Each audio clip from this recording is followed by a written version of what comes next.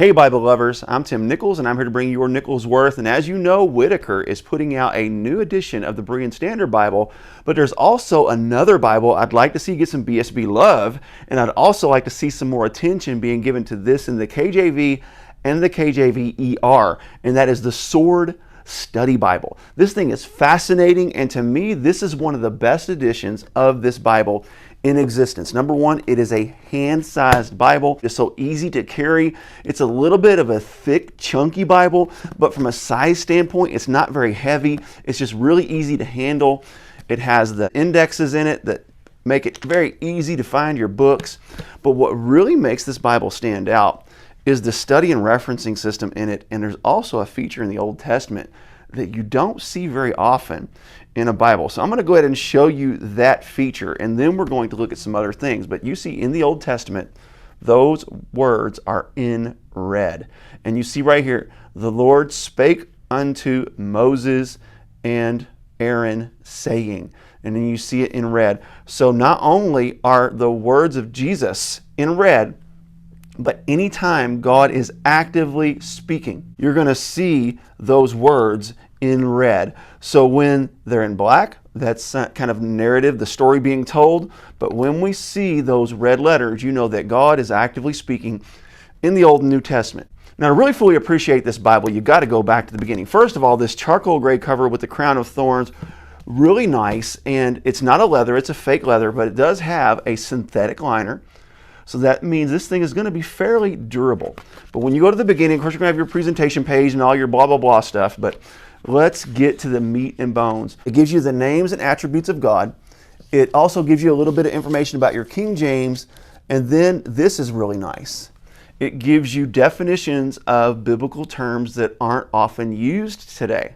So archaic words and different things, but this isn't the only archaic word definition feature in this Bible. These are just some of the ones that are used the least.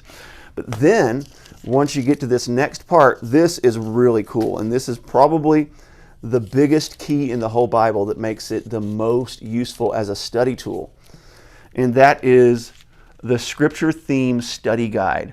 You have three different types of references. You have God, plan, and man. So when it's referencing God, you're going to see that G. I'll show it to you.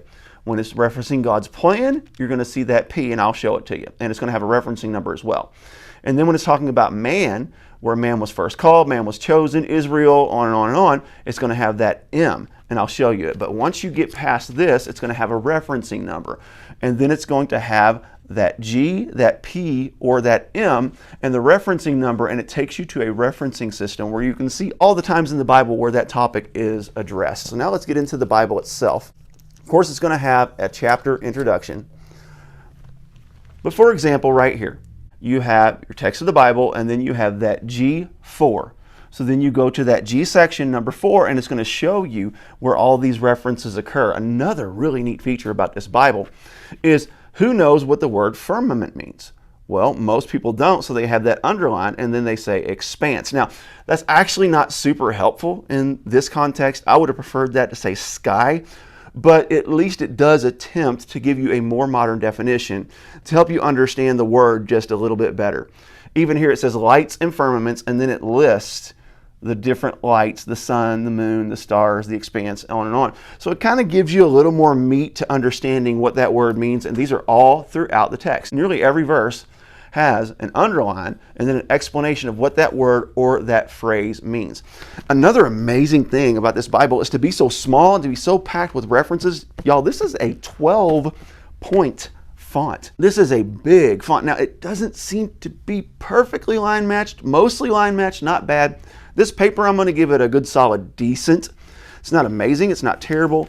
I'm going to say 33, maybe, GSM paper, but not bad at all. Not a whole lot of extreme ghosting, just really lovely layout. This is a really cool Bible, you all. And then when you get between the Testaments, it's going to have some extras.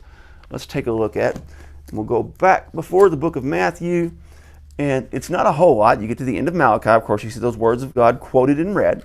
And then we have a little between the Testament section beginning at 420 BC to the point where Jesus is born.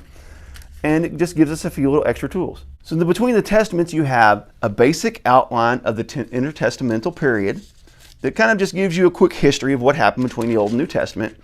And then we have a little bit of a between the Testaments, the legacy of the Persian period. So just the different empires and the impact and effect they had leading into the times of Christ going into Rome.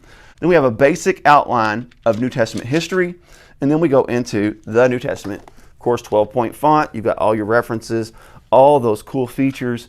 And then when you get to the back of this Bible, you've got even more excellent resources. So this thing is just really cool. I hope they give it some attention. Whitaker, bring this into the BSB. This would be amazing. You wouldn't need the archaic words defined or any of that, but still these same tools. So we have how to interpret the Bible. We have a creationist defense of the King James Bible. So I've seen this in the Henry Morris Bible as well. I don't know if it's the exact same article, but I'm assuming it's something similar. And then scientific discoveries that support a creation. Astronomy splendor in the heavens. Creator supports recent creation. So these are going to be from a new earth perspective. The global flood of Noah's day. Some of these, and this is Dr. Morris, so you're going to see in the Morris Study Bible. And there's like how the races started, the different nations and ethnic backgrounds, chronology of the Bible, and the life and teachings of Jesus Christ. And then you have your chronology of the Acts. You have a list of biblical names. And then you have your topical concordance. Man, this thing's loaded. I'd really love to see this come back in full print. There are some still available. I don't know if they're actively being printed. I will put an Amazon link in the description. If you want to help me out on my channel, there's a couple of things you can do. Number one, just watch 30 seconds of every ad. And number two, use my affiliate links to make your purchase. It doesn't cost you anything extra, and it helps this channel out a lot. Also, like, subscribe, and comment. But if you think the Sword Study Bible is a really neat concept and you'd like to see it come back, go ahead and let me know in the comments. If you have one, let me know which one you have in the comments. Do you have the KJV? Do you have the KJVER? Do you have something else? God bless you. Keep calm. Jesus on. This is your Nicholsworth.